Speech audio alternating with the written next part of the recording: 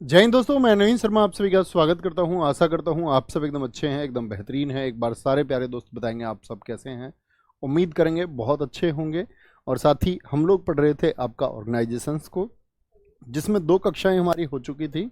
ठीक है, मैं आपको बता चुका हूं कि इनसे आज क्वेश्चंस बहुत कम पूछे जाते हैं। साथ ही अगर मैं एसएससी के एग्जाम्स की बात करूं तो बहुत बेसिक क्वेश्चन पूछा जाता है, अगर बनता भी तो है। अमन कुमार, शालिनी सिंह, सूरज यादव, अनुष्का, रोशनी वर्मा, हर्षिता, नीरज कुमार, सुशील यादव, सारे साथियों का स्वागत है। आज हम एक संगठन पर पहुंच चुके हैं साथी, जिसका नाम है आसियान। फुल फॉर्म बहुत इंपॉर्टेंट है। आसियान क्या बोलेंगे? Association association of south east Asian Nations. कौन से समूह के हैं ये? साउथ एशिया के हैं। किसके हैं साथी? ये साउथ एशिया की कंट्री हैं, और साउथ में भी किधर? साउथ ईस्ट के। ठीक है, अब आपसे मैं पूछूं कि भैया इसमें कुल कितने देश हैं, तो अभी वर्तमान में इसमें 11 देश हो चुके हैं। इसकी स्थापना बहुत इंपॉर्टेंट है, 1967 8 अगस्त आसियान दिवस हो गया क्योंकि स्थापना हुई।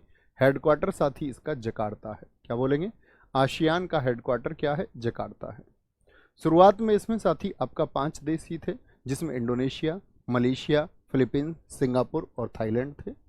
वर्तमान के सदस्य बहुत इंपॉर्टेंट है कि आसियान में अभी कितने सदस्य हैं। बोलेंगे 11 हैं। 8 अगस्त को आसियान दिवस मनाते हैं, और 11वां जो सदस्य बना है वो तिमोर है। ठीक है, आप अक्सर देखेंगे इसमें साथी, अगर इसके देशों के नाम आप याद करेंगे तो बेकल एक जटिल स्थिति बनेगी, याद करने की जरूरत नहीं है। ठीक है, कोई दिक्कत कोई परेशानी? बहुत बढ़िया। गुनसुन थंबनेल में डीएसएसबी क्यों है? क्योंकि ये क्लास हमारी डीएसएसबी में भी होती है बच्चे। बहुत बढ़िया। तो क्या बोलेंगे भैया? आसियान। आसियान का पूरा फुल फॉर्म क्या होगा? आसियान का नाम होगा association of south east Asian Nations. 8 अगस्त 1967 को इसकी स्थापना हुई, इसीलिए 8 अगस्त को हम आसियान दिवस मनाते हैं। संस्थापक सदस्य इसके 5 थे जब ये बना, लेकिन अभी सदस्य कितने हैं साथी? इसमें 11 हैं। और 11वां सदस्य कौन बना है ये आपको याद रखना ही होगा कि तिमोर बना है। क्या बना? तिमोर बना। अंकित चौधरी जी बहुत थैंक यू। बिम्स्टेक याद रख लेना, एक तो आपका आसियान से, एक सार्क से और एक बिम्स्टेक से। इनसे बहुत क्वेश्चन पूछता है। क्या बोलेगा जी? बिम्स्टेक की स्थापना किस वर्ष की स्थापना पर आपको सबसे ज्यादा गौर देना है? स्थापना 1997 में हुई। 97 आसियान की हुई 1967 में। ये क्या है? बिम्स्टेक का पूरा नाम पढ़े, बे ऑफ बंगाल। बी से हो गया बे, ठीक है, ऑफ बंगाल। आई से हो गया साथी initiative, bay of Bengal initiative. Initiative हम बोलते हैं साथी आपका किसको? एक पहल को। और मल्टी सेक्टोरल यानी कि बहुक्षेत्रीय, बहुत सारे क्षेत्रों में, टेक्निकल तकनीकी और इकोनॉमिक आपका आर्थिक। और कॉरपोरेशन नहीं है। कई बार फुल फॉर्म पूछता, बिम्स्टेक का फुल फॉर्म एक ऑप्शन में देगा कॉरपोरेशन, एक में देगा कोऑपरेशन। कोऑपरेशन का मतलब होता है साथी आपका सहयोग, और कॉरपोरेशन का मतलब होता है संगठन। तो बिम्स्टेक क्या बनेगा? Bay of Bengal Initiative for Multi Sectoral Technical and Economic Cooperation, यानी कि टेक्निकल और इकोनॉमिक सहयोग के लिए। टेक्निकल किसको बोलते हैं? तकनीकी। इकोनॉमिक साथी बोलते हैं आपका आर्थिक रूप से। तो आर्थिक रूप से कुछ देशों ने समूह बनाया हुआ है जिसको हम बिम्स्टेक बोलते हैं। बे ऑफ बंगाल यानी कि बंगाल की खाड़ी। अब सोचिए जरा, बंगाल की खाड़ी भारत की किस दिशा में है? आप सारे लोग जानते होंगे कि बे ऑफ बंगाल भैया इधर है आपका, यानी इसके जो आसपास के देश हैं उन्हीं देशों ने मिलकर क्या बनाया हुआ है? बिम्स्टेक को बनाया हुआ है। ठीक है, जैसे B4 क्या होता है आपका? बांग्लादेश। और B4 ही साथी भूटान। बांग्लादेश किधर है भारत की स्थिति में? इधर है। भूटान किधर है? इधर है। I4 अपना देश भारत है। M4 साथी आपका भारत का पड़ोसी देश म्यांमार है। M में ही साथी आपका N बना हुआ है, नेपाल है। क्या बोलेंगे? नेपाल है साथी आपका। और S4 क्या है? भारत का पड़ोसी देश श्रीलंका है। और T4 क्या है आपका? थाईलैंड है। तो ये सारे वो कंट्रीज हैं जो किसके पास की हैं? बंगाल की खाड़ी के आसपास के देश हैं, जिन्होंने एक दूसरे से प्रॉमिस किया हुआ है कि हम एक दूसरे को सहयोग करेंगे। किस फील्ड में? टेक्निकल और इकोनॉमिक फील्ड में, यानी तकनीकी रूप से और आर्थिक रूप से हम एक दूसरे की क्या बोलेंगे? क्या बोलेंगे भी फटाफट से? एक दूसरे की मदद करेंगे। बहुत बढ़िया सर। आवाज बताएंगे भैया, एक बार ठीक नहीं आ रही है सर, ये टॉपिक बोरिंग सा लगता है। हाँ जी, क्योंकि संगठन में साथी कुछ जानने को होता नहीं। इसीलिए तो बोलते हैं उसको वो फैक्चुअल है, इसमें कहानी जैसा कुछ नहीं है। हाँ शायद हम इतिहास पढ़ रहे होते तो बहुत सारी कहानियां होती, संगठन टॉपिक ही ऐसा है। ठीक है। बिम्स्टेक के वर्तमान में साथी महासचिव कौन है? इंदिरामणि पांडे हैं, जो पहले भारतीय हैं। अच्छा मैंने बोले आपसे देश कितने हो गए? 4 तो यहाँ पर हैं आपके, 4 यहाँ पर हो गए। एक तो आपका नेपाल हो गया, भूटान हो गया, बांग्लादेश हो गया, म्यांमार हो गया, थाईलैंड हो गया, श्रीलंका हो गया और स्वयं भारत हो गया। तो कितने सदस्य देश हैं? 7 हैं। हेडक्वार्टर सबका महत्वपूर्ण है, मेंबर सबके महत्वपूर्ण है, और साथ में साथी क्या? स्थापना बहुत इंपॉर्टेंट है। बिम्स्टेक बोले एक बार आंखें बंद करके, Bay of Bengal Initiative for Multi Sectoral Technical and Economic Cooperation है आपका। 1997 में इसकी स्थापना हुई। 7 इसके सदस्य हैं, भारत के 4 तो ऊपर वाले, भूटान हो गया, नेपाल हो गया, म्यांमार हो गया, बांग्लादेश हो गया, फिर श्रीलंका, थाईलैंड और इंडिया हो गया। तो 7 इस तरह से सदस्य देश हैं। और हेडक्वार्टर कहाँ है बिम्स्टेक का साथी? आपका ढाका में है। ठीक है, वॉइस एकदम ठीक है, वॉइस एकदम ठीक है, बोलेंगे अभी फटाफट से। Sir Nepal is not near to bay of Bengal, क्यों नहीं है नियर में? बंगाल साथी आपका, किसी साथी ने कहा हमारा नेपाल नहीं है, तो बांग्लादेश तो नियर है ना, यहां तक बांग्लादेश तक लगता है बंगाल खाड़ी, और नेपाल की दूरी ही साथी कितनी बचती है वहां से। इस तरह तो आप कहेंगे जी भूटान भी नियर बाई नहीं है, तो नियर बाई से मतलब ये कहीं नहीं कह रहे हैं कि समुद्री सीमा है। ठीक है, वो नजदीकी है।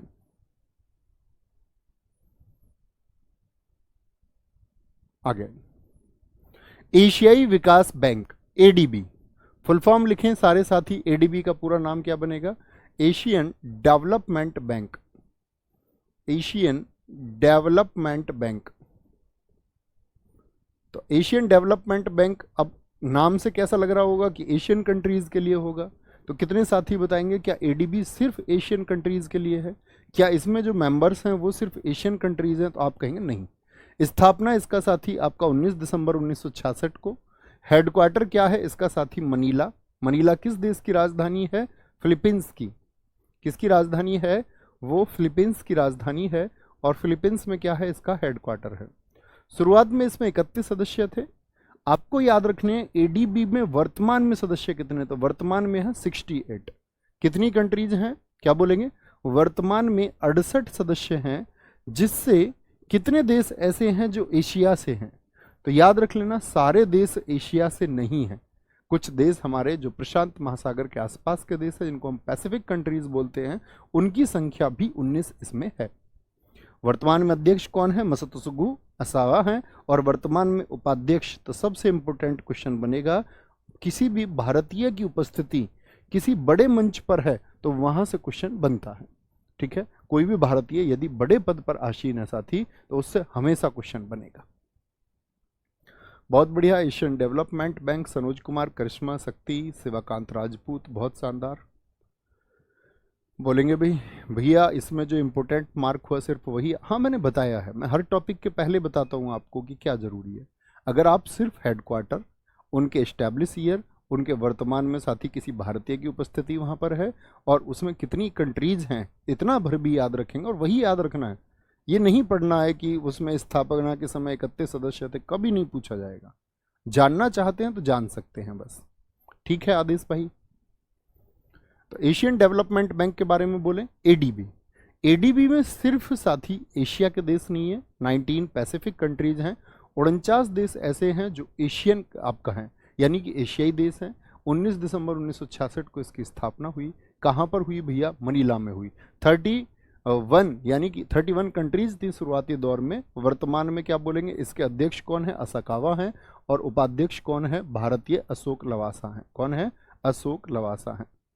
सर इस टॉपिक से क्वेश्चंस बहुत आते हैं। नहीं भाई साहब, आते थे, ये कहें तो ज़्यादा अच्छा है।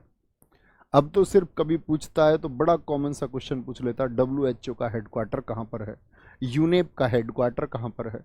पहली प्रायोरिटी देता है हेडक्वार्टर को, दूसरी उसके एस्टैब्लिशमेंट ईयर को, और तीसरा उसमें कितने सदस्य देश हैं। और तीसरा तो क्वेश्चन अब गायब हो चुका है, क्वेश्चन बस 2 बचते हैं, एस्टैब्लिशमेंट ईयर, हेडक्वार्टर। और बहुत करके पूछेगा तो अभी हाल ही में कुछ चर्चित रहेगा, जैसे अभी मैंने बताया कि 11वां सदस्य देश तिमोर बना है। तो ऐसे क्वेश्चन को बहुत पूछता है, जिसको हम करंट अफेयर्स के माध्यम से पढ़ते भी हैं। ठीक है, राष्ट्रमंडल की बात करते हैं। मुझे बताओ, राष्ट्रमंडल खेल हमने जाने थे, तो राष्ट्रमंडल देश आप क्या समझते हैं, कौन से देशों को हम राष्ट्रमंडल कहते हैं? राष्ट्रमंडल एक बाल्फोर घोषणा होती है 1926 में, और स्थापना हुई 11 दिसंबर 1931 को वेस्टमिंस्टर में एक साथी आपका संधि हो गई। अब कई साथियों का मैं क्वेश्चन पहले से देखता आया हूं कि भैया अगर कॉमनवेल्थ का स्थापना 1931 में हुआ तो पहले राष्ट्रमंडल खेल तो हैमिल्टन में 1930 में हुए थे, थम्स अप करें, ये बात जानते हैं। तो भैया अगर राष्ट्रमंडल नहीं बना था तो कैसे उनके खेल पहले हो गए थे, एक साल पहले? तो आप कहेंगे क्योंकि बाल्फोर घोषणा हो चुकी थी, फाइनल इस्टेब्लिशमेंट नहीं हुआ था, तो बाल्फोर घोषणा के अधीन ही इनको कराया गया 1930 में। ठीक है, कोई दिक्कत, कोई परेशानी? हेडक्वार्टर कहां पर है राष्ट्रमंडल? क्योंकि ब्रिटेन के उपनिवेश देशों का यह समूह है, लंदन में। सदस्य देश इसमें 54 है। अब इस क्वेश्चन को पूछ लेगा 54वां सदस्य देश, और सदस्य देश कितने हैं? कॉमनवेल्थ डे ये 24 मई को मनाया जाता है। क्यों 24 मई को? ऐसा क्या है? क्या इस दिन राष्ट्रमंडल बना था? नहीं जी भाई साहब, ये ब्रिटेन की महारानी का बर्थडे है, और ब्रिटेन की महारानी के जन्मदिन को ही कॉमनवेल्थ दिवस के रूप में मनाया जाता है। सर कल क्लास ऑफ रहेगी क्या? जी हाँ अंकित चौधरी, मैंने पहले ही बताया था, साथ ही 10 तारीख को क्लास ऑफ रहेगी। शक्ति कुमारी ने कहा है ब्रिटिश रूल्ड कंट्रीज को हम कॉमनवेल्थ कहते हैं। ठीक है भाई साहब, आपका उत्तर एकदम ठीक है। शालिनी जी आपने ठीक कहा है, ब्रिटेन के उपनिवेश में जो देश थे जो कभी ना कभी अंग्रेजों के गुलाम रहे। मीनू रूहिल, मतलब आपकी परिभाषा ठीक है, लेकिन गुलाम शब्द का इस्तेमाल मत किया करो, एटलीस्ट भारत के संदर्भ में तो ना करो। भारत के बारे में तो कम से कम बोलना शुरू करो कि उपनिवेश थे। जैनुल अख्तर ठीक लिखा है, which countries who gots freedom from Britain. सही है, ब्रिटेन नहीं, ब्रिटिश रूल बोलेंगे। राष्ट्रमंडल ठीक है। राष्ट्रमंडल के बाद में आता है आपका OPEC, oil of petroleum exporting countries.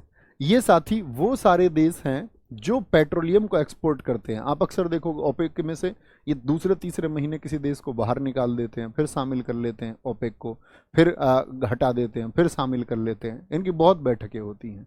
आपको याद रखना है सिर्फ ओपेक में स्थापना 1960 में हुई, और साथ ही बगदाद में एक समिट हुआ था। भाई भारत क्या तेल का एक्सपोर्ट करता है? भारत में तो बहुत कम तेल पैदा होता है, हम लोग तो तेल पर निर्भर हैं उसका इंपोर्ट कराने के लिए। लेकिन कुछ कंट्रीज ऐसे हैं जिनकी साथी अर्थव्यवस्थाएं वो तेल के उत्पादन पे ही चलती हैं। जैसे आपने देखा होगा अरब कंट्रीज, उनके पास बहुत तेल है भैया, बहुत तेल है। ठीक है, हेडक्वार्टर कहां पर है इसका? वियना में। इसमें 14 सदस्य देश हैं, कभी ये साथी 13 हो जाते हैं, कभी 15 हो जाते हैं, कभी पूछा भी नहीं जाता। ठीक है, ये सारे वो देश हैं जिनके पास तेल के कुएं हैं। भैया हमारे पास भी होता एक। तो क्या बोलेंगे? ओपेक कब होता है? बगदाद में एक समिट होता है 1960 में, बगदाद में सम्मेलन हुआ साथी। हेडक्वार्टर कहां पर है इसका? वियना। वियना कहां पर है? ऑस्ट्रिया की राजधानी है। बहुत बढ़िया। शक्ति कुमारी बता रहे हैं उनका भी बर्थडे है 24 का। ये बहुत सही है, ऐसे समझ लो कि मेरे बर्थडे पर मनाया जाता है। ठीक है, हाँ अंगोला को बाहर करने की बात हुई थी, फिर उसको शामिल किया गया। ब्रिक्स, ब्रिक्स बोलेंगे। ब्रिक्स कौन से देश हैं? ब्रिक्स की स्थापना हुई 2009 में, और ब्रिक्स को सीरियस लेना, इससे एसएससी क्वेश्चन पूछ लेता है, इंपॉर्टेंट है। इसमें बाद में साथी पहले 4 देश थे। B4 क्या है आपका? प्यारा देश भारत है, भारत। R से क्या है साथी? यहां पर रशिया है, रशिया है। I से क्या है साथी? यहां पर आपका, सॉरी B से मैंने भारत बोल दिया, B से ब्राजील ले लेते हैं, I से इंडिया लेंगे। B से ब्राजील लें पहले, ब्राजील। I से साथी अपना प्यारा देश इंडिया। C से साथी आपका चाइना। तो ये शुरुआत में 4 देश थे। 5वां देश कौन जुड़ा आपका? South Africa. और इन देशों ने मिलकर के अपना एक बैंक बनाया, ब्रिक्स कंट्रीज ने, जिसको हम बोलते NDB। बहुत पूछा जाता है, new development bank. New national development bank मत लिख देना, न्यू डेवलपमेंट बैंक कब बना? 2014 में बना, जिसका हेडक्वार्टर चाइना के संघाई में है। ये क्वेश्चन पूछा जाता है, न्यू डेवलपमेंट बैंक, उसका एस्टेब्लिशमेंट और हेडक्वार्टर। ब्रिक्स को ही साथ ही हम R5 कहते हैं। एक बार इमेजिन करिए कौन कौन से देश हैं? ब्राजील है, रूस है, इंडिया है, चाइना है, और 2010 में 5वां कंट्री जुड़ा साउथ अफ्रीका।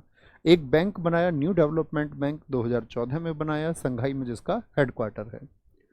इसी ब्रिक्स को साथ ही हम R5 के नाम से जानते हैं। क्यों जी? क्योंकि दोस्त इसमें जो 5 कंट्रीज है ना, उन सबकी करेंसी का नाम आर से शुरू होता है। आर से क्या बोलेंगे? ब्राजील की करेंसी क्या है? रियाल। रूस की क्या है? रूबल। इंडिया की क्या है? रुपया। चाइना की रेनमिनबी। चाइना की युआन मत बोलना, वो अब चेंज हो चुका है, ठीक है। साउथ अफ्रीका की रैंड है, क्या बोलेंगे? R5। कुछ साथी लिख रहे हैं ओपेक की कंट्रीज के बारे में। दोस्त वही स्टेटमेंट मैंने दिया कि ये दूसरे महीने निकाल देते हैं किसी को, इसीलिए उनसे कभी क्वेश्चन बनता नहीं, ठीक है। क्या बोलेंगे? आपका R5। R5 क्यों कहते हैं जान चुके, क्योंकि इनकी करेंसी का जो नाम है वो आर से शुरू होता है। ब्रिक्स 2022 चाइना में हुआ, ब्रिक्स 2023 आपका साथी साउथ अफ्रीका में, ये इंपॉर्टेंट है। और ये क्रम से होता है, जैसे ब्राजील हो गया, रूस हो गया, इंडिया हो गया, चाइना हो गया, साउथ अफ्रीका हो गया। अब जैसे साउथ अफ्रीका में हो चुका, तो अगली बार किस में होएगा? आपका ब्राजील में। अब ब्राजील ने कर दिया इनकार, तो फिर कहां पर होगा? आपका रूस में। मान के चलो रूस भी इंकार कर दे, भैया हम नहीं कराएंगे, फिर भारत में होगा। भारत भी इंकार कर दे, फिर चाइना में। अगर भारत एक्सेप्ट भी कर ले तो इंडिया में होगा, फिर चाइना, फिर साउथ अफ्रीका, फिर ब्राजील, फिर रूस, फिर इंडिया, फिर चाइना, फिर साउथ अफ्रीका। तो इसके सम्मेलन हमेशा क्रम से होते हैं। देखो, तो पहला 2022 वाला कहां पर हुआ? चाइना में हुआ। तो अगला वाला कहां पर होगा? साउथ अफ्रीका में। बात मेरी समझे? जैसे अगला होगा ब्राजील, वो मना कर दे, ठीक है, तो फिर रूस में होगा। रूस भी मना कर दे तो फिर उससे आगे वाले में होगा, ठीक है। चेतन चंदवाला, बहुत बढ़िया जी, बहुत ठीक। राकेश प्रजापति, एकदम ठीक है, बहुत बढ़िया। 23 जून, संजू आगे आए। शिखर सम्मेलन के बाद जारी जोहान्सबर्ग घोषणा 2023 में मिस्र, इथोपिया, ईरान, सऊदी अरब और यूएई को 1 जनवरी 2024 से पूर्ण सदस्य बनाने के लिए आमंत्रित किया गया था। 2024 सम्मेलन रूस में आयोजित क्रमवार ब्राजील में आयोजित होता, लेकिन यह रूस के कजाकिस्तान शहर में होगा। क्यों भैया? ब्राजील में होता और आपका अब रूस में होगा, तो इसका मतलब क्या है? ब्राजील ने डिनाई कर दिया इसको एक्सेप्ट करने से, तो अब कहां पर होगा? रूस में होगा। तो अगला जो सम्मेलन होगा साथी, वो कहां पर होगा? रूस में। पिछला वाला कहां पर हुआ था? पिछला वाला कहां पर हुआ था साथी आपका? आप कहेंगे भैया साउथ अफ्रीका में। होना ब्राजील में था क्रम के अनुसार, लेकिन ब्राजील ने उसको एक्सेप्ट नहीं किया। ब्राजील की जगह अब कौन करेगा? तो बोलेंगे फटाफट से, सर ओपेक में जितने सदस्य देश हैं उनके यहाँ पानी नहीं होता क्या? होता है, लेकिन पानी कम है, ठीक है। तेल ज्यादा है, ठीक है, तेल की कीमतें भी ज्यादा है, पानी की कीमत कम है। बहुत बढ़िया। कृष्ण वर्मा जी का क्वेश्चन है, सर क्या हम जान सकते हैं भारत में कोई हेडक्वार्टर क्यों नहीं बना? दोस्त इसके बारे में मैं बता चुका आपको पहले ही। देखो, जहां पर परिवेश होता है, आपको मान के चलो आपको इंडस्ट्री लगाने वाले हैं, तो आप इंडस्ट्री कहां पर लगाओगे? सोचो, आपको कोई इंडस्ट्री लगानी है तो उसको अपने गांव में लगाओगे, या किसी ऐसी जगह आप लगाएंगे जहां पर पहले से इंडस्ट्रियल जोन हो। किसी इंडस्ट्री को बनने के लिए जो आपका फाइबर लाइन चाहिए, जो साथ ही आपका वहां पर इंटरनेट की लाइन चाहिए, वो सब अवेलेबल होंगे तो वहीं बिजनेस करोगे ना। अब खेती को आप शहर में नहीं कर सकते, खेती गांव में होगी। तो किसी भी जगह के होने के लिए वहां पर क्या परिवेश है? जैसे आप सोशल साइट्स देखते होंगे, फेसबुक, इंस्टाग्राम, ट्विटर, इन सब के हेडक्वार्टर कहाँ पर है? California, USA. क्योंकि वहां पर उस तरह के माहौल में, वहां उस तरह की सुविधाएं हैं जो चाहिए। तो इसीलिए क्या है कि भारत में कोई नहीं बना रहा, क्योंकि भारत ने कोई पहल नहीं की किसी मामले में। अब भारत कोई संगठन बनाएगा, आमंत्रित करेगा, तो अपने यहाँ भी हेडक्वार्टर रखेगा, ऐसी कोई दिक्कत नहीं होगी। अब जेनेवा में ज़्यादा हेडक्वार्टर क्यों है? क्योंकि वहाँ पर परिवेश है उस तरह का। तो सब सोचते हैं कि बाकी कंप्लाइंसेस के लिए कहीं और क्यों जाना पड़ेगा, तो यहीं पर बना लेते हैं, ठीक है। क्योंकि देश वही है सारे के सारे, बहुत सारे देश कॉमन है, बार बार बार बार, तो एक ही जगह वो कॉमन चुनते हैं हमेशा। आप भी चुनेंगे ऐसी ही जगह, समझे बात को? बोलेंगे भाई कोई परेशानी? बिल्कुल संदीप भाई। सर क्या जब तक जितने टॉपिक हम पढ़ चुके हैं उतने ही रहने दें? हाँ, ये कर सकते हैं, क्योंकि अब हम, अगर मैं बात करूं, एक एक बार बस पीडीएफ जरूर देख लेना बाद वालों की, है ना। पीडीएफ जरूर देख लेना, क्योंकि अब महत्वपूर्ण चीजें हम लगभग कर चुके हैं, ठीक है। भैया ब्रिक्स के जो देश हैं, हाँ ये यूरोप यूरोप का हो गया जैसे, तो ये लोग ये बड़े देश हैं सारे। रूस हो गया जैसे आपका क्षेत्रफल में, भारत हो गया, चाइना हो गया, ब्राजील, ये सारे के सारे आपका विकसित और डेवलपिंग कंट्रीज का एक समूह था जो अपने आप को विश्व पटल पर बहुत मजबूत दिखाना चाहते थे, इसीलिए इन्होंने ब्रिक्स को बनाया। ठीक है। यूनेस्को, यूनेस्को के बारे में तो हम बात कर चुके हैं। यूनेस्को की बताएं मुझे अमूर्त सांस्कृतिक विरासत, इंटेंजिबल हेरिटेज, आपका इंटेंजिबल कल्चरल हेरिटेज मैंने कितनी बताई थी आपको? इसको बोलते हैं United Nations, E for educational, S for scientific और C for cultural, O for organisation. स्थापना हुई 1945 में और भारत सदस्य बना 1946 में। सदस्य देश इसमें वर्तमान में 195 में है और फिलिस्तीन 195वां देश था, पैलेस्टाइन। हेडक्वार्टर इसका पेरिस में है। ठीक है, क्या बोलेंगे? यूनेस्को की पहली जो जनरल कॉन्फ्रेंस हुई वो हुई 1946 में, फ्रांस की राजधानी पेरिस में। इसमें उस टाइम पर कुल 30 देश थे, तो वर्तमान में कितने हो चुके हैं देश? आपका 195, और 195वां कौन है? पैलेस्टाइन है। हेडक्वार्टर पेरिस है और यूनेस्को बना है 1945 में। यूनाइटेड नेशंस, ई फोर क्या है? एजुकेशनल, एस फोर साथी आपका साइंटिफिक और सी फोर साथी आपका कल्चरल और ओ फोर ऑर्गेनाइजेशन है। भारत इसका सदस्य कब बनता है? तो क्या बोलेंगे? भारत आपका इसका सदस्य 1946 यानी इसकी स्थापना के अगले वर्ष बना। ठीक है, इसके अगले वर्ष बना। वर्तमान में महानिदेशक आंद्रे एंजेलो हैं और 18 अप्रैल को हम विश्व विरासत दिवस मनाते हैं। ठीक है, यूनेस्को द्वारा बनाया गया। दुनिया में कुल 1154 स्थल हैं यूनेस्को के, जुलाई 2021 तक। सबसे ज़्यादा इटली में है, चाइना में दूसरे नंबर पर हैं। मुझे बताओ भारत में कितने स्थल हैं? भारत में कितने स्थल हैं? बहुत सारे साथियों ने तो इंटेंजिबल कल्चरल हेरिटेज 42 लिख दिए। दोस्त सिलेक्शन से बिछड़ जाओगे। जो साथी 15 आंसर दे रहे हैं वो सब ठीक हैं एकदम। रोशनी वर्मा, सृष्टि तोमर, अंजलि पाल, करिश्मा, बहुत बढ़िया। आमिर खान का उत्तर गलत था, 42 बता दी थी उन्होंने। तो क्या बोलेंगे? अभी अगर हम बात करें तो भारत में कितनी है साथी? 42। क्या है वो यूनेस्को की साइट है, यूनेस्को साइट है। भारत को पहली बार यूनेस्को विश्व धरोहर समिति के 46वें अध्यक्ष की अध्यक्षता और मेजबानी के लिए चुना गया। यूनेस्को विश्व धरोहर समिति का 46वां सत्र 2024 के बीच नई दिल्ली में आयोजित किया जाएगा। यानी आने वाला जो ये वर्ष है 2024, इसका जो जुलाई महीना होगा, इसमें यूनेस्को की जो धरोहर समिति का अध्यक्ष है उस भारत को चुना गया है। ठीक है, विश्व धरोहर समिति में 21 देश शामिल हैं और यूनेस्को में भारत के स्थायी प्रतिनिधि विशाल वी वर्मा है। तो भारत में यूनेस्को के प्रतिनिधि रिप्रेजेंटेटिव कौन है? तो क्या बोलेंगे? विशाल वी वर्मा। कौन है ये? परमानेंट रिप्रेजेंटेटिव हैं। परमानेंट रिप्रेजेंटेटिव कौन है? एक बात बताओ, सारे दोस्त 3 बजे की क्लास कर रहे हो या नहीं? भारत में यूनेस्को के द्वारा 42 धरोहर स्थल संरक्षित किए गए हैं। 22 आपके साथी क्या हैं? आपका बोलेंगे जी, हम बोलेंगे यूनेस्को की साइट है हमारी।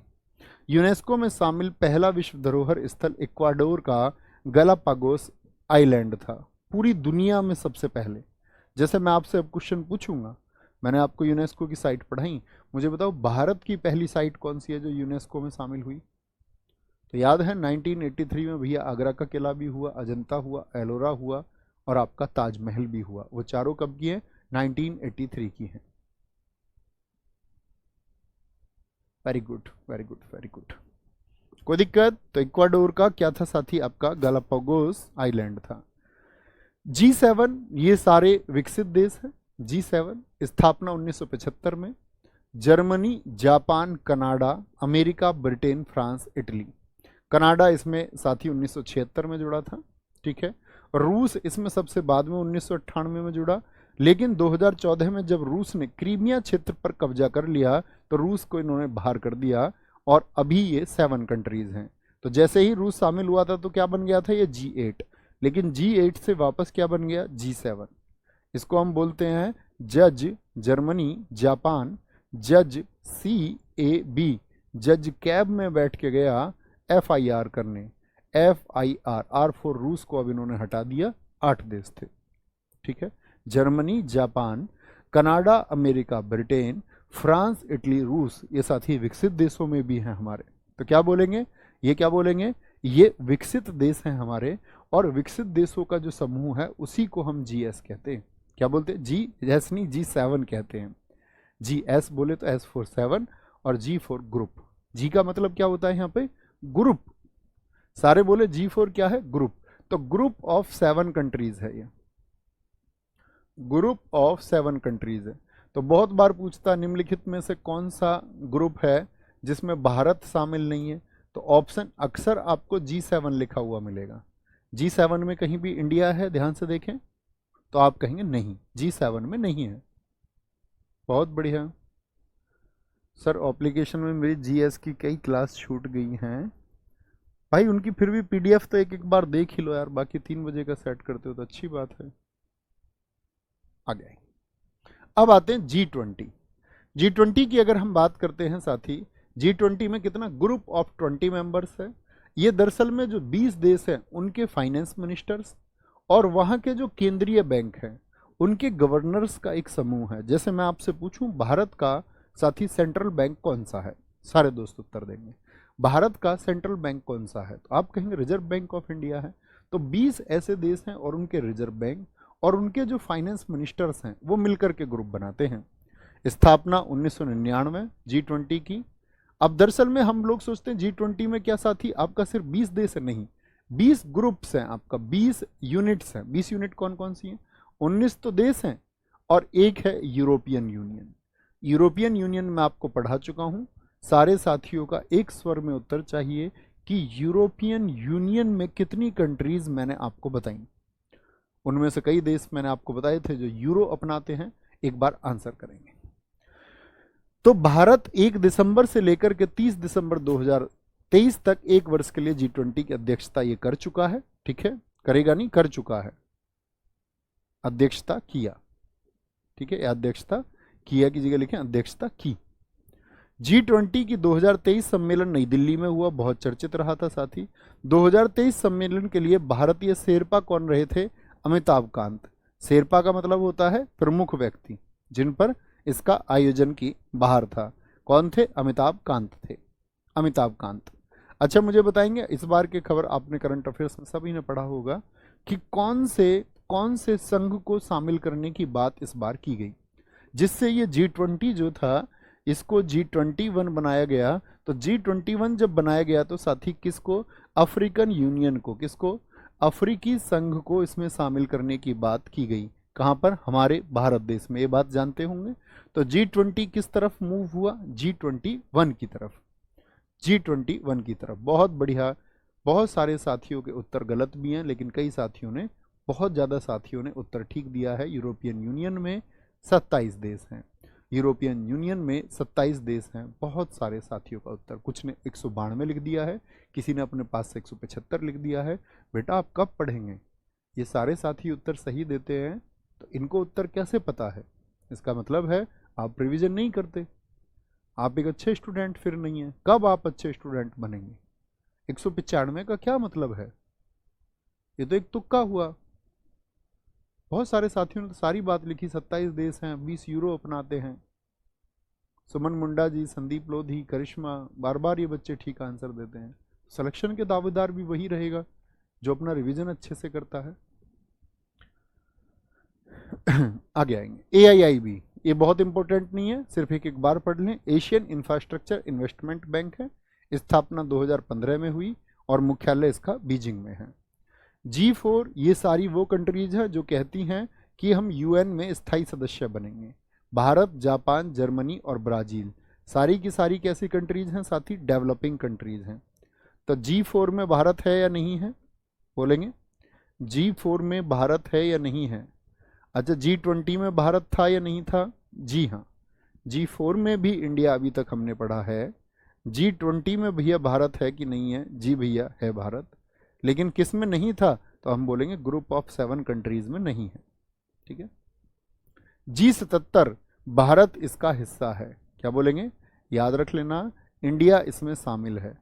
लेकिन G77 अब G77 नहीं रहा है, ऐसे नाम आता है कि G4 में तो भैया चलो 4 कंट्री हैं, G7 में 7 कंट्री हैं, G20 भी समझ में आता, वो 21 हो गया, चलो अब लेकिन ये इमेज मत बना लेना कि G77 में 77 कंट्री है, तो गलत हो जाएंगे। तो G77 क्या बोलेंगे, 1964 में बना। G77 समूह विश्व के जो डेवलपिंग कंट्रीज है, विकासशील देश हैं, उनका एक समूह है। यह संगठन हालांकि संयुक्त राष्ट्र के शेष समूहों की अपेक्षा कम मजबूत है, किंतु विकासशील देशों के हितों को आगे रखने वाला संयुक्त राष्ट्र में सबसे बड़ा समूह है जो विकासशील देशों की बात करता हो यूएन में। तो क्या बोलेंगे भैया, बात करता हो तो आप कहेंगे भैया वो G77 है। इसके कार्यालय विश्व के कई शहरों में है, जेनेवा, नैरोबी, रोम, Vienna, Washington DC.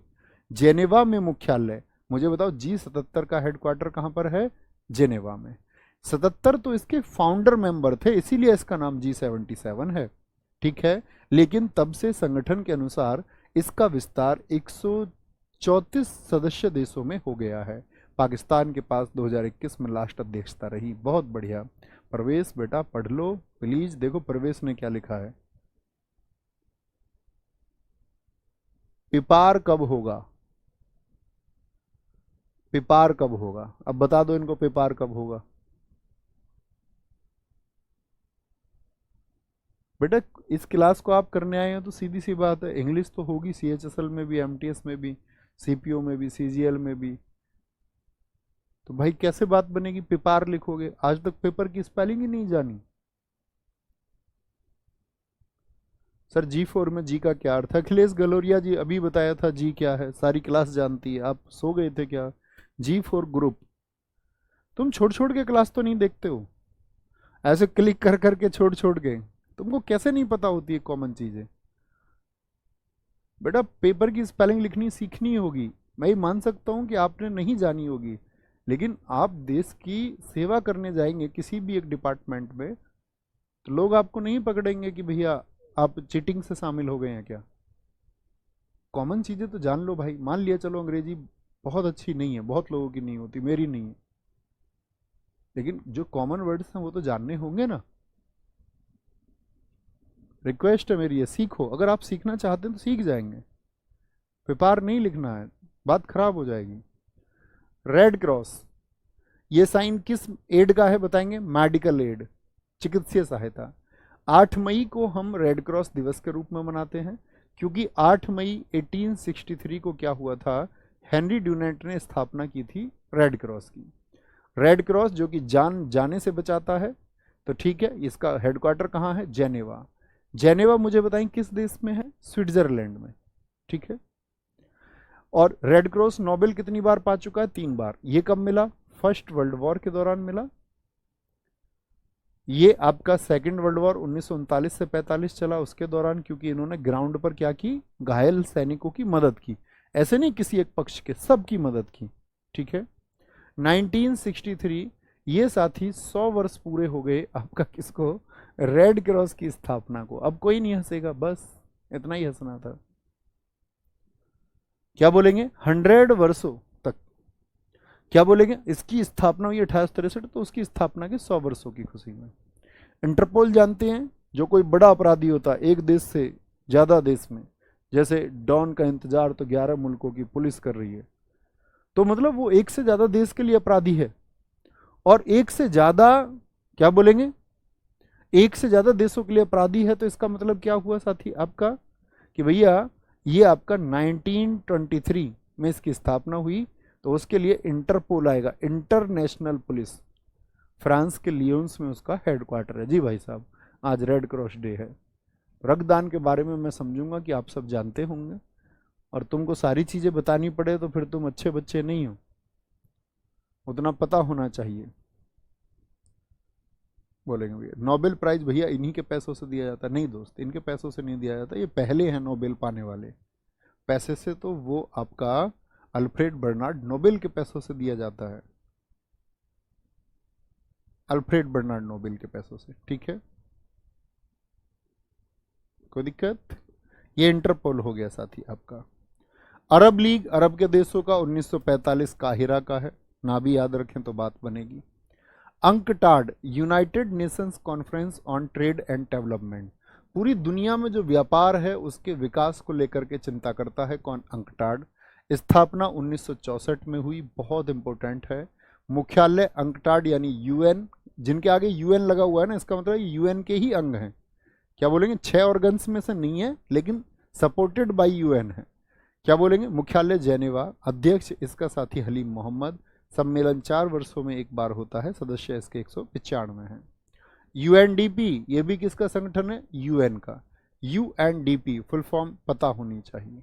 United Nations development programme, पूरी दुनिया किस तरह से विकास कर रही है उसके आंकड़े बनाता है। यूएनडीपी संयुक्त राष्ट्र विकास कार्यक्रम, स्थापना 1965, मुख्यालय इसका साथी न्यूयॉर्क में है। और मैं कहूँ यूएन के अंगों में सबसे ज़्यादा पूछा जाता है यूएनडीपी, अध्यक्ष स्टेनर हैं। और एचडीआई के आंकड़े, ह्यूमन डेवलपमेंट इंडेक्स जिसको आप बोलते हैं, मानव विकास सूचकांक, ह्यूमन डेवलपमेंट इंडेक्स, क्या बोलेंगे, ह्यूमन डेवलपमेंट इंडेक्स अर्थात मानव विकास सूचकांक के आंकड़े कौन जारी करता है। मानव विकास कि मनुष्य विकास कर रहा है या नहीं, जिसमें आपका क्या बोलते हैं, आपकी जो शिक्षा प्रणाली है, आपकी जीवन प्रत्याशा क्या है, साथ ही आपका लिटरेसी रेट क्या है, बहुत सारी चीज़ों को शामिल किया जाता है। अब आते हैं हम यूनिसेफ पर, ठीक है, यूनिसेफ पर। बहुत बढ़िया, बहुत बढ़िया, बहुत शानदार। सर रेड क्रॉस डे तो कल था। हाँ जी भाई साहब, आज 9 तारीख है, बिल्कुल ठीक है। वो एक दोस्त ने लिखा है, मैं उसकी बात पढ़ रहा था, उसने लिखा था कि आज रेड क्रॉस डे है, तो मैं तो उसकी बात पढ़ रहा था। हाँ, आज रेड क्रॉस डे है। आज कैसे हो जाएगा, 8 मई को है रेड क्रॉस डे, आज 9 मई है। भाई हमारा तारीख भूल गया होगा, ठीक है। आगे आएंगे। UNICEF, United Nations children's emergency fund था ये, लेकिन अभी हमने क्या कर दिया, इसमें से चिल्ड्रंस में से जो इमरजेंसी, हमने बोला बच्चों की कैसी इमरजेंसी, सिर्फ चिल्ड्रंस फंड बोल दो इसको। तो अभी इसका नाम संयुक्त राष्ट्र बाल कोष। पूरी दुनिया में जो बच्चे हैं उनकी मदद के लिए यूनिसेफ काम करता है। स्थापना इसकी कब हुई, जब भारत यूनेस्को का सदस्य बना 1946 में। यूनिसेफ हेडक्वार्टर, यूनिसेफ का क्या बोलेंगे, न्यू तरीके से करना है सेफ सबको, यूनिसेफ क्या बोलेंगे, न्यूयॉर्क। प्रमुख है कैथरीन रसेल। यूनिसेफ के साथ भारत की साझेदारी 1949 में शुरू हुई थी। भारत में इसका पहला कार्यालय नई दिल्ली में 1952 में स्थापित किया गया था। तो यूनिसेफ का कार्यालय भारत में कब खुला। तनुज नेगी, एक ही बात को बार बार मत लिखा करो बच्चों, एक ही बात को क्यों लिखते हो, एक बार बोल दिया करो, मैं सबकी बातें देखता हूँ। एक ही कमेंट किए जा रहे हैं, सर अब इनको एबीसीडी सिखानी पड़ेगी। तो तुमको तो सीखने की जरूरत नहीं है ना, उस भाई को जो सलाह देनी थी वो दे चुके हम, क्यों परेशान हो रहे हैं आप। बहुत बढ़िया।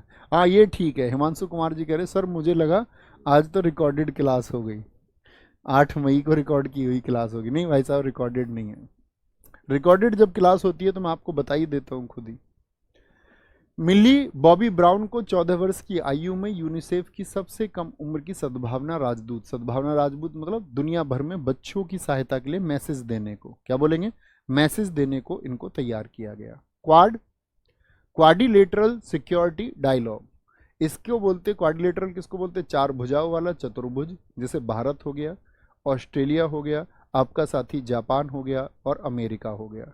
तो क्या बोलते हैं, 4 भुजाओं वाले को आप क्या बोलते हैं, ये 4 दिशाएं हैं। यहाँ पर आपका भारत हो गया, ठीक है, ऑस्ट्रेलिया हो गया, जापान हो गया और आपका अमेरिका हो गया। तो इस तरह से क्वाड्रिलेटरल बनाता है। तो इसकी स्थापना 2007 में हुई। और कौन कौन से देश हैं, भारत है, क्या बोलेंगे, भारत इसमें शामिल है, जी हाँ भारत इसमें शामिल है। कौन कौन है, इंडिया है, जापान है, साथ ही आपका यूएसए है आपका, और साथ ही कौन है आपका, ऑस्ट्रेलिया है, ठीक है, क्या बोलेंगे, ऑस्ट्रेलिया है। ये क्वाड्रिलेटरल सुरक्षा मतलब दुनिया के 4 कोने के देश अपने आप को बोलते हैं कि हम एक दूसरे के साथ हैं, हम एक दूसरे के साथ हैं।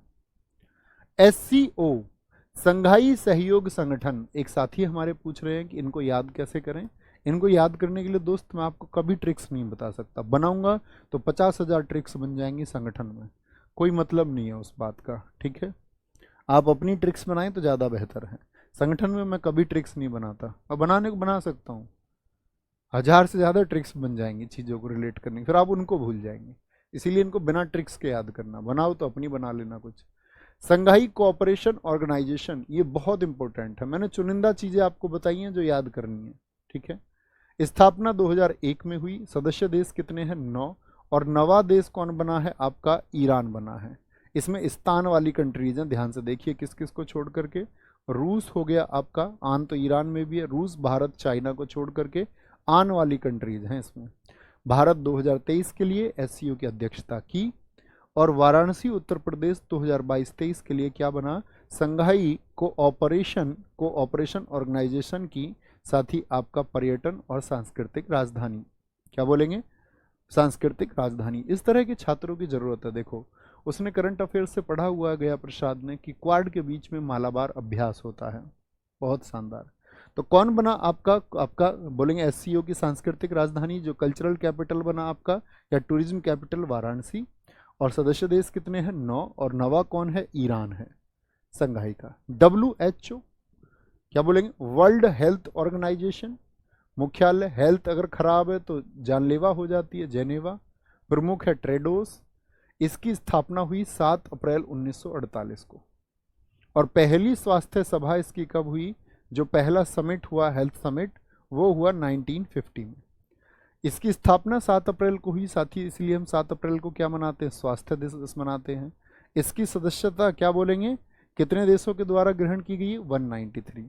मुझे बताओ वर्तमान में ऐसा कौन सा देश है जो बहुत चर्चाओं में रहा था कि उसने WHO की सदस्यता छोड़ दी थी, क्या आप मुझे बता सकते हैं ऐसा कौन सा देश था। जी हाँ भाई साहब, इसमें रीड करने की जरूरत है अजय सिंह जी। आप शायद, मैंने आपको 4 बार आज की कक्षा में समझाया, आप नहीं समझ पाए कि मैंने क्या बात आपको बताई है।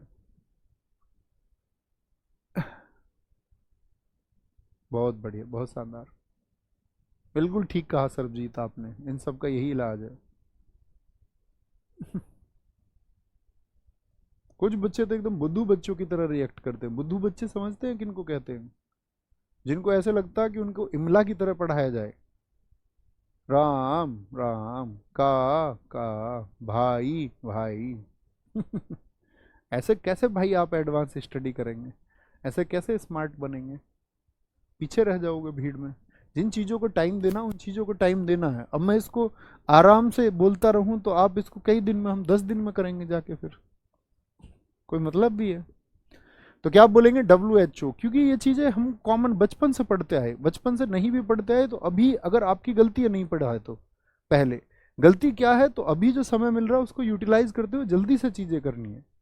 WHO वर्ल्ड हेल्थ ऑर्गेनाइजेशन, विश्व स्वास्थ्य संगठन, हेडक्वार्टर आपका जेनेवा स्विट्जरलैंड में। 7 अप्रैल 1948 को इसकी स्थापना हुई। 7 अप्रैल को हम विश्व स्वास्थ्य दिवस मनाते हैं, ठीक है। अमेरिका ने इसकी साथी सदस्यता छोड़ दी, क्योंकि कोरोना कहाँ से फैला था, चमगादड़ों से। आपका चाइना ने फैलाया, तो अमेरिका चाइना पर लगातार साथी कोई अटैक करता रहा, ये बोलता रहा कि भैया चाइना इसका दोषी है, चाइना इसका दोषी है। लेकिन WHO ने नहीं बोला कि चाइना इसका दोषी है, तो अमेरिका चिढ़ गया कि ऐसे चाइना को क्यों नहीं बोल रहा ये WHO, तो WHO की सदस्यता ही छोड़ दी, ठीक है। आगे ILO, इंटरनेशनल लेबर ऑर्गेनाइजेशन, इसको बोलते हैं अंतरराष्ट्रीय श्रम संगठन। क्या बोलते हैं, अंतरराष्ट्रीय श्रम संगठन। ये पूरी दुनिया के श्रमिकों का एक संगठन है, और श्रमिकों की भी क्या साथी, जान खतरे में ही रहती है, बेचारे इतने मेहनत करते हैं। स्थापना 1919 में हुई ILO की, हेडक्वार्टर उसका जेनेवा में है। पूरे दुनिया के मौसम विज्ञान को देखने के लिए एक संगठन है, वर्ल्ड मेट्रोलॉजिकल ऑर्गेनाइजेशन। मौसम अगर अच्छा नहीं होता तो वो भी जानलेवा हो जाता है, ठीक है। स्थापना 1951, याद करें ना करें, ठीक है। ये भी आपका जेनेवा का, वीपो बोलते हैं, वर्ल्ड इंटेलेक्चुअल प्रॉपर्टी ऑर्गेनाइजेशन। मैंने इसी कक्षा में आपको समझाया था कि इंटेलेक्चुअल प्रॉपर्टी किसको कहते हैं, जरा बताएं। मैंने कहा कि आप कुछ बनाते हैं, कुछ खरीदते हैं, वो आपकी प्रॉपर्टी हुई। जैसे कि आपने प्लॉट खरीदा, खेत खरीदा, गाड़ी खरीदी, वो संपत्ति है आपकी। लेकिन इंटेलेक्चुअल प्रॉपर्टी क्या है, जो आपने बौद्धिक रूप से स्वयं पैदा किया। मान के चलो आपने कोई पुस्तक लिखी, कोई आपने साथी इन्वेंशन किया, तो वो सब क्या है, वो आपकी होती है इंटेलेक्चुअल प्रॉपर्टी, उसको बोलते हैं बौद्धिक संपदा। जैसे हमारे देश में हम पेटेंट करा सकते हैं, कॉपीराइट करा सकते हैं किसी चीज़ को, कि उस पर फिर हमारा अधिकार हो जाएगा। जैसे हम इंडियंस के बहुत सारे आविष्कारों को यूरोप की कंट्रीज ने अपना पेटेंट करवा लिया, नीम का पेटेंट अमेरिका के पास में है। नीम से बनने वाले प्रोडक्ट्स के पेटेंट किसके पास में? अमेरिका के पास में है। भारतीय ज्ञान का पेटेंट अमेरिकन्स के पास में है, बहुत सारों का यूरोपियंस के पास में है। तो इंटेलेक्चुअल प्रॉपर्टी होती है बौद्धिक संपदा, क्या बोलेंगे? वो आपका जेनेवा में स्थापना 1967, ठीक है। FAO इंपॉर्टेंट है, फूड एंड एग्रीकल्चर ऑर्गेनाइजेशन, 1945 इसकी स्थापना। पूरी दुनिया में भोजन को लेकर के चिंतित एक संस्था है। मुख्यालय इसका इटली के रोम में है। बहुत पूछे जाते हैं। और यही संस्था है जो खाद्य पुरस्कार देती है। और खाद्य दिवस मैंने आपको कब बताया था, जरा बताएं। तो आपको बताया गया था भैया, कब आपका खाद्य दिवस बताया गया था? 16 अक्टूबर को। यह पुरस्कार प्रत्येक वर्ष अक्टूबर में संयुक्त राष्ट्र विश्व खाद्य दिवस 16 अक्टूबर या उसके आसपास दिया जाता है। FAO द्वारा दिया जाता है। UNNFC अभी आपका यूबी पैट के एग्जाम में पूछा गया, इसका फुल फॉर्म बहुत इंपॉर्टेंट है। पैट में पूछा गया, MTS में पूछा गया। United Nations framework United Nations framework convention on climate change. क्या बोलेंगे? Convention on climate change. UN का तो कुछ याद रखना नहीं। F for framework, C for convention. और किस चीज पर कन्वेंशन होता है ये, किस चीज पर ये सभा होती है? क्लाइमेट चेंज पर। पूरी दुनिया में जो मौसम का परिवर्तन हो रहा है। स्थापित हुआ 1992, जलवायु परिवर्तन के लिए अपनाया गया था। 1995 से इसका जो साथी सेक्रेटरिएट है वो वॉन जर्मनी में है, जर्मनी। यूनेप इंपोर्टेंट संगठन है और अंतिम संगठन है हमारा। इसको बोलते हैं यूनाइटेड नेशंस। UN तो समझ ही गए ना साथी। UN का मतलब कहीं पर भी क्या होगा? United Nations. EP क्या होगा साथी? एनवायरमेंट प्रोग्राम होगा। क्या होगा? एनवायरमेंट प्रोग्राम होगा। United Nations environment programme, UNEP होगा। तो संयुक्त राष्ट्र की पर्यावरण संबंधी गतिविधियों का नियंत्रण करती है। इसकी स्थापना जून 1972 में। यूनेप का गठन कब हुआ? 1972 में। पर्यावरण सम्मेलन के परिसमाप्त की गई थी। इसका हेडक्वार्टर बहुत इंपॉर्टेंट है, नैरोबी में। एक साथी हमारा फिर से आया, उसने पूछा सर ये ज़्यादा हेडक्वार्टर जेनेवा में क्यों है? मैंने बताया ना, ये वही सब हैं जो कक्षा छोड़ के देखते हैं, ठीक है। मेरी किताब साथी जन्मदिन पर आएगी 24 नवंबर। नैरोबी में स्थित है और इसके अध्यक्ष हैं इंगर एंडरसन, ठीक है। तो मैंने आपको बताया सारी संस्थाओं को आप बार बार रीड आउट करना साथी। क्या आपको पता होना चाहिए? जो साथी छोड़ छोड़ के कक्षा देखते हैं उनको मैं फिर से बता देता हूँ। किसी का भी इस्टेब्लिशमेंट ईयर, जो स्थापना वर्ष है साथी, उसका हेडक्वार्टर क्या है और उसमें कंट्रीज कितनी है। और सबसे ज़्यादा ध्यान देना है कि उसमें अभी कौन सी कंट्री रिसेंट में जुड़ी है, कौन सी नई कंट्री है, तो आपको पता होना चाहिए। इतना भर आपको पता होना चाहिए इंटरनेशनल ऑर्गेनाइजेशंस के बारे में। इसके बाद में साथी हमारा एक मेजर टॉपिक बचेगा, अवार्ड में भी थोड़ी थोड़ी बेसिक जानकारी हमको लेनी है, ठीक है। थोड़ा आपका शायद 3-4 दिन का टॉपिक चलेगा। फिर हमारा विविध है, विविध में देखेंगे शायद बहुत सारे टॉपिक्स हमने कवर कर लिए हैं, फिर भी हमारा कोई टॉपिक बचा होगा तो उनको हम विविध में देखेंगे, ठीक है। कोई दिक्कत, कोई परेशानी? आगे आएंगे। बहुत बढ़िया, बहुत शानदार। हाँ, दुनिया भाग रही है भाई, उसी स्पीड से आपको चलना है।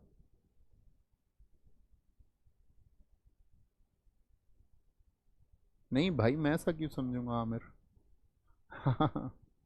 We all are Indians. ठीक है, ख्याल रखिए अपना बहुत सारा, ठीक है। एक बार रिसेंट में इसको पहले रिवाइज कर लेना। कल क्लास नहीं होगी तो कल आपका काम रहेगा ऑर्गेनाइजेशंस को एक बार रिवाइज कर ले। अगली बार मैं कोई क्वेश्चन पूछूं ऑर्गेनाइजेशन से या 3 बजे की क्लास में पूछूं तो आपको पता होना चाहिए, ओके। तो ख्याल रखिए अपना बहुत सारा, क्योंकि दोस्त स्टैटिक में आपको बार बार बताता हूँ ये फैक्ट्स हैं। जहां जहां ट्रिक्स की जरूरत थी मैंने भरपूर स्टैटिक जीके में तुमको जितनी ट्रिक्स लगानी थी लगाई हैं।